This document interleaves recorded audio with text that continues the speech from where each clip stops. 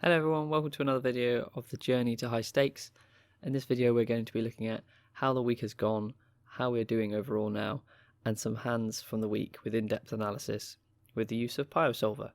I am a bit of a beginner with PioSolver, but every time I use it I get better and better, and I do hope to be able to look back in the future on this and gain a lot of insights into the things that we discover together. Hope you enjoy. So let's get straight into it of how things have been going.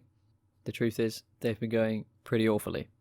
We started this week on $1,054.44. We now find ourselves with only $864.24. Now, yes, at first glance, this sounds really bad. I won't try and downplay it. It is pretty bad. It's like $190 that we have swung down now, which is basically 8 buy-ins, which is not ideal, especially as this includes rake back we've been earning on the site from the leaderboards and the actual cashback that they give us from paying as we play. So this really isn't a good sign. It isn't a good trend. And if anything, it's starting to show to me that perhaps we're not as good as we once thought we were at 25 NL, which is kind of amusing because in the video before I was like, oh, when we're long tour at 50 NL. Well, what a rude awakening this has been. I mean, this is all part of the journey. It's very important that we have these experiences as we climb our way up the stakes so that you guys can see that these things happen, you know. It's not going to be plain sailing. You're going to be sort of have to adjust your own opinions of how things are going as you progress, and that is exactly why in this video we're going to be taking a seriously in-depth look at some of the way we've played our own hands. I was supposed to release this video yesterday, but I was actually in such a foul mood with myself that I couldn't even face the music with some of the poor decisions that I made.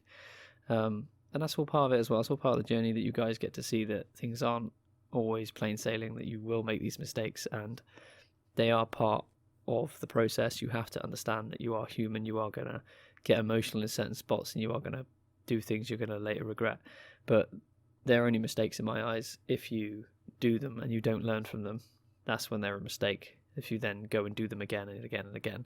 But we will look at these spots and try and learn from them as best we can, and hopefully when we are faced with them again in the future we will be ready for them. So let's get straight into it. Here we are with the ace of clubs, the ace of spades on the big blind, and there is a limp in the middle position and a raise from the cutoff to 3.6. We're going to be 3-betting this bad boy up to 11.3 big blinds. All our stacks are always in big blinds just to make things easier on the eyes when you're playing on multiple tables.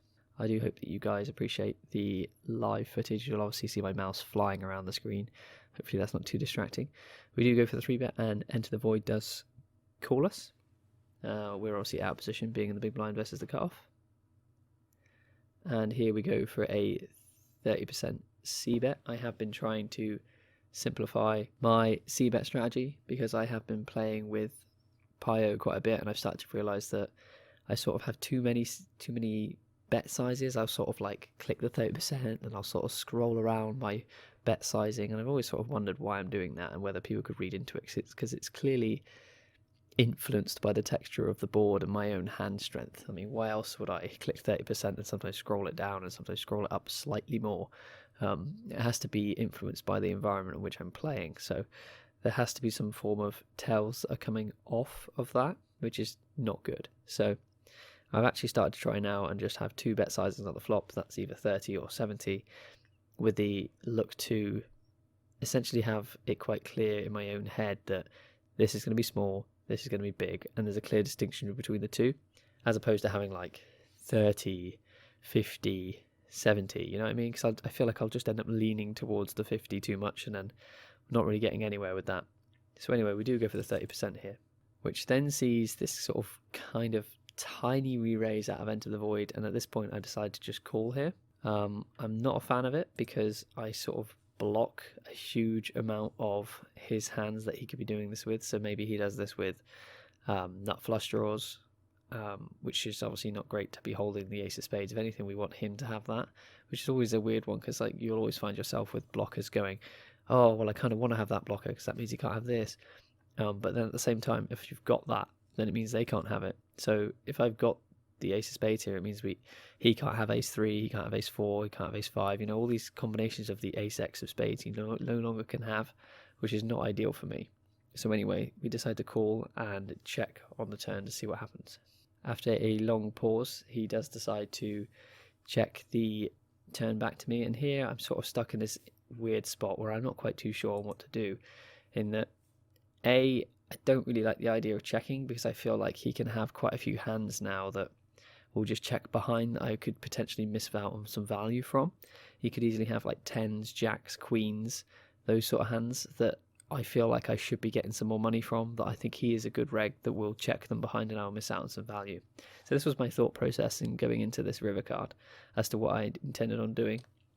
Yes, the front door flush has come down, but as we've already indicated, me holding the ace of spades is actually quite a good card to have. At least I thought this was, in my own opinion, to have that hand now, because obviously it's like the flip side. You go from saying, oh, we don't want to have it, to now we're saying we do, which is obviously always the amusing side of using blockers and unblocking things. And in this scenario, we are now blocking the nut flush, so that is actually quite a good thing in this scenario, in my opinion, anyway. Whilst I'm playing the hand, I should say. So my idea was to go for like thin value, and if we get raised, to fold, because I couldn't see how a player could raise here and successfully be balanced enough to be A, bluffing me some of the time, and B, have enough value. So I just felt that if he was able to raise me here, he would always be value. So I felt I could go for a thin value bet and not be exploited. So we did. We went for a smallish sizing of 18.3 into 57. And unfortunately for us, Enter the Void decided to shove it down our throats. This is where you'll see my mouse sort of tentatively going towards the fold, going towards the call, screaming at the computer screen a little bit more, thinking about my decisions in life, why I didn't just check, what other things I could have done in this hand to play it better. Ultimately realising that Enter the Void's a bloody good player and I should have seen this coming, because he is probably one of the best regs I've actually played at the stake level currently. He has put me in many horrible, horrible positions, and this is just yet another one of those ones where he's probably outplaying me here. So it doesn't feel very good, but we don't really have anything else we can do with the way we've played our hands, so I do elect to fold. Now, we're obviously going to run this hand now in Pio and see what the Pio solver thinks of the way I played this hand. I obviously fire him off and not sure if, because really I wasn't sure what that guy was up to, so it was quite honest. But let's have a little look what we think Pio Solver thinks of the whole situation. Okay guys, so here we are inside Pio Solver. I'm just going to quickly show you the tree that I built. Along here we have the bet sizes for imposition, the raises that the imposition can do.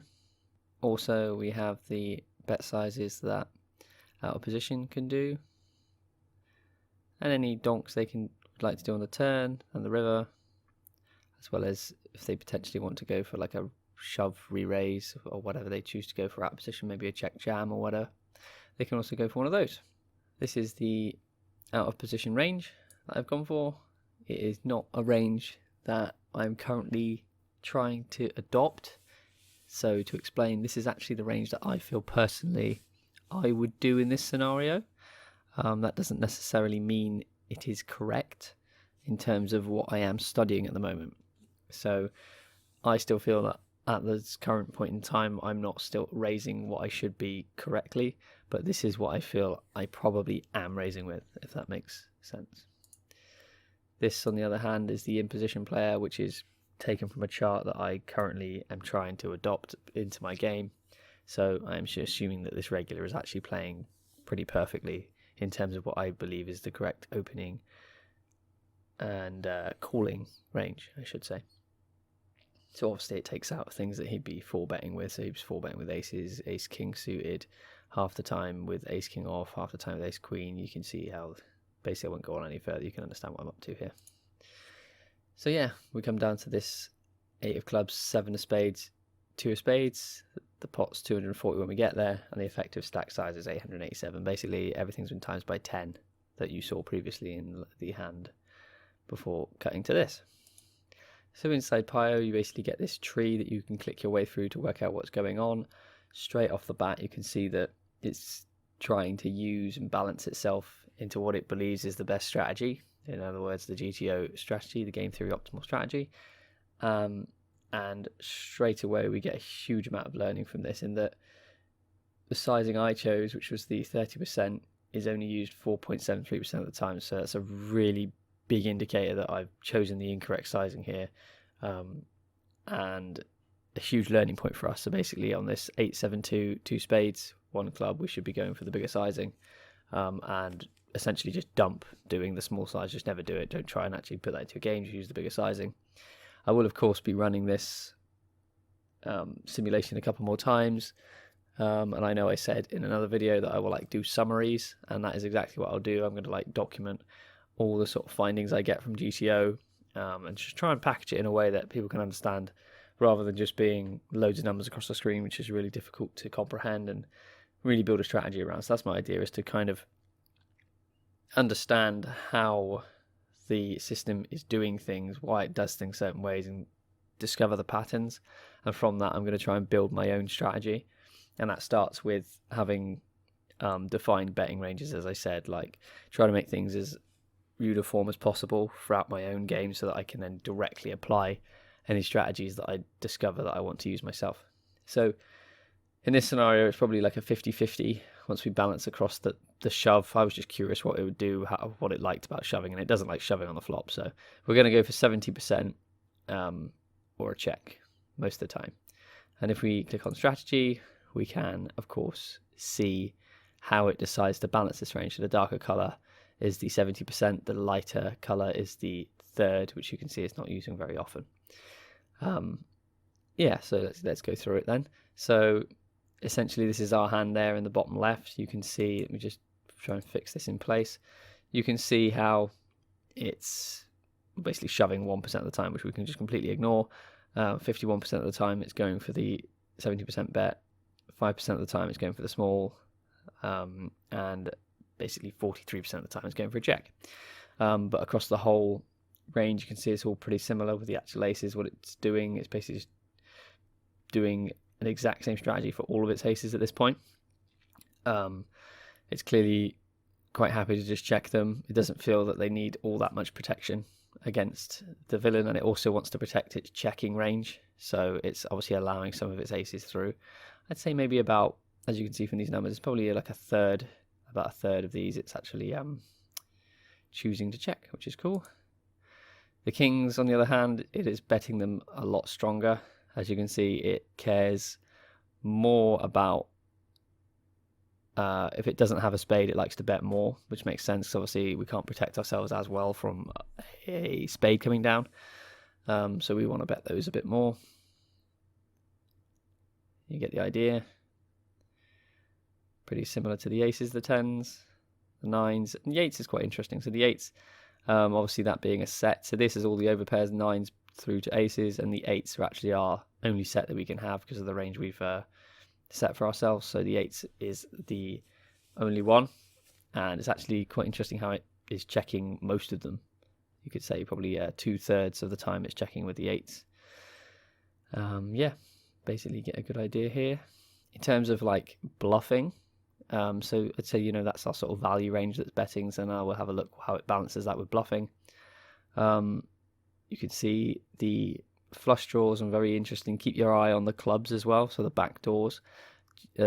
Game theory optimal strategy loves to use backdoor flush draws. You'll start to see a lot of this as we go through different sims about how often it is actually deciding to use those as opposed to other hands for its barreling. You can see the clubs here, the spades.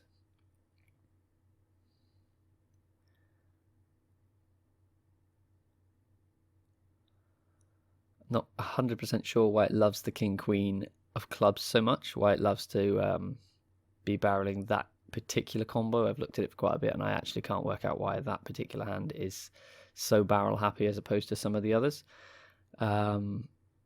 Yeah, but you get the idea. The suited broadways with the clubs are very happy to go barrel crazy, whereas the other hands aren't, with the exception of ace king, which is quite high barrel frequency. The Jack 10 obviously has its own the backdoor potential, but it also has the gut shot to think about. It also likes bluffing a lot with gut shots. That's the older GTO strategies, so you'll see a lot of that going on as well. I think that's about it. No, one more thing to cover, and that is our offsuit section of our range. And you will see that there is some heavy preference, especially through here, on having a spade, as you can see. So every single time we have, I'm going to lock this again for any beginners here. Every single time we have a spade, you can see how this bar along the bottom is displaying the strategy itself. So that's just a visual representation of 88% of the time we're going to be betting. You can see it's quite a high frequency when we've got the ace of spades, which makes sense. We've got some backdoors, obviously the backdoor flush, and the potential to, I guess, bluff having the nut flush, which is nice, being able to block it. The 10 of spades again showing that sort of strength, and obviously having that backdoor straight potential with the 10 is compared with the spade and the 1 over card is very nice. So you can kind of see why it selects those, and it's very similar through the ace jack and the ace queen. And the reason it's sort of like half the box, not the whole box, is essentially because in the range we selected before, it would have been weighted to not having all of them. That makes sense. So remember, we had like 1s and then 0.25s and 0.50s. That's basically the weight of the combos that we're bringing through. So it visually represents that by having the box not full. Interesting that ace king is actually coming out and smashing the bet button quite often. It's basically a 50%. You can basically just flip a coin on this flop. What you do doesn't really matter. If you seems to not really matter too much about having the ace. There seems to be the only combos that actually bet a bit less are the ones with the ace of clubs, which are, well, take from that what you will. I assume that's to do with we want him to have the ace of clubs so that he sort of floats us a bit wider. And obviously if we have the ace of clubs, it's less likely he's going to be floating us. I'm not too sure what that's all about. I don't think that's correct. Don't take me on that. I'm not 100% on that one. But yeah, you get a very good idea. That's how the range is broken up. You can see how from the very first thing we do in this hand is incorrect by betting small. In actual fact, if we click on the bet 72, you know, you can see that he's supposed to call us incredibly wide. He's supposed to like float us 83% of the time, which is really rough. And you can understand why he does it, because he's in position on us and he can put us in a lot of pain on the turn card. He's not even meant to raise that much. Only 4% of the time he's supposed to 2-bet us. He's only folding 12%, which is like nothing. So you've got to start to ask yourself, what does he achieve? Let's go down the other route to show you what 70% does. Now he's actually raising us more, but it's still relatively small. Only 6% of the time is he actually going to be raising us, and that's probably because the stack to pot ratio is pretty juicy already. It's quite low, so raising doesn't make much sense, because we're sort of trying to say that we have a good hand, and if he has anything really strong, he can just call us and allow the pot to grow and just get it in on a later street quite easily. I imagine hands that he doesn't want to get in are ones that need sort of protection. So like you can see, I'm pretty sure I must have done the tree slightly wrong here, that he's not allowed to jam. Although I'm pretty sure in the tree I have put that. I don't know what's going on here. Why he can't jam is I'm not too sure about. It must be this button here I've not clicked. So it could have been interesting to see what would have happened if this button was clicked. But I imagine that these ones probably are jams if we looked back through. Maybe I'll run that post this recording and just do a quick image now so you can see what that looks like.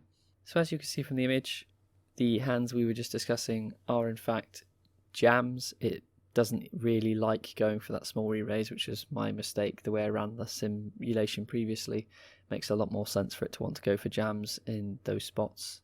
As you can see, the percentage of it going for the tiny re-raise has now diminished completely, and essentially just been gobbled up by wanting to shove those particular holdings, which is really interesting stuff. You can see that it's probably due to the stack to pot ratio being so low that it can just rip in quite a few of its hands and put us in a really tough spot. Yeah, so glad that we made this video, because it allowed me to identify that I made a slight mistake in the simulation. Overall, it didn't have much of an impact because we sort of assumed what it actually was trying to do. What will happen if you plug in the settings wrong is that it will try and do the next best thing, if that makes sense. So some occasions the best example would be if we didn't allow it to bet us, or you didn't allow it to check raise, for example, it would start doing more leading on the turn because that's like the next best option.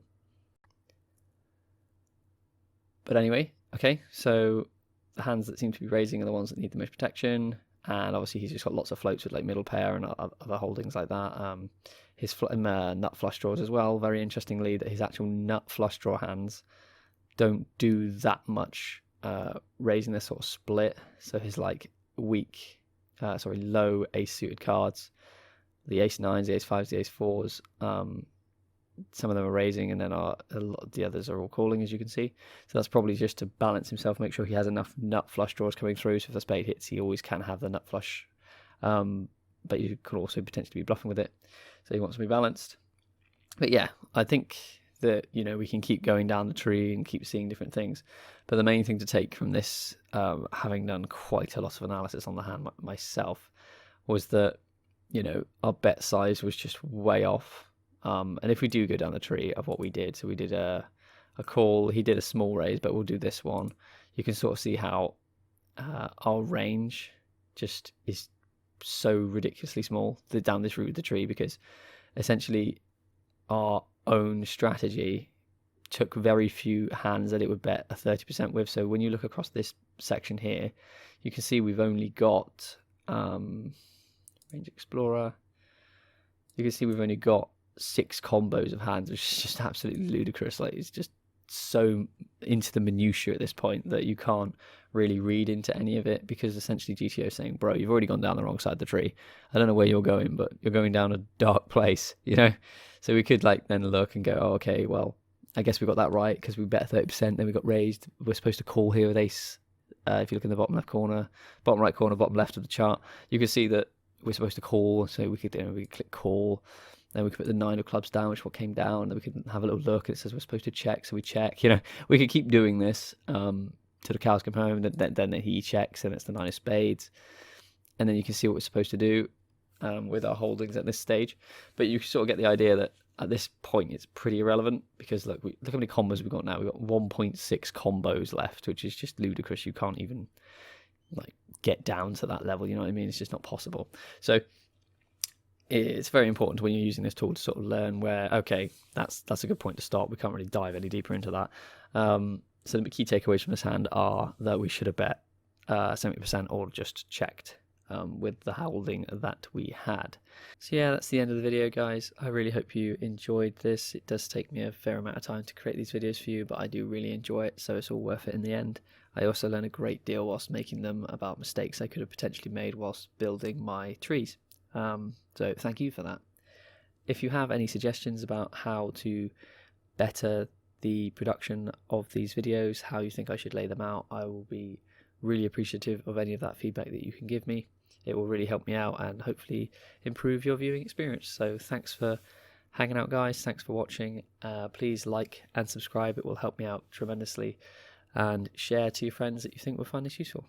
Thanks again. See you next time.